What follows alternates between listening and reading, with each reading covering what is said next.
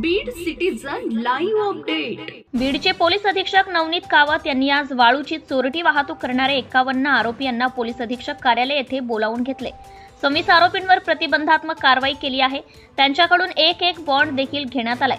बॉन्डची मुदतीत गुन्हा केला तर बॉन्ड वरती जी असेल ती रक्कम सरकार जमा करावी लागणार आहे अशा सूचना देण्यात आल्या आहेत।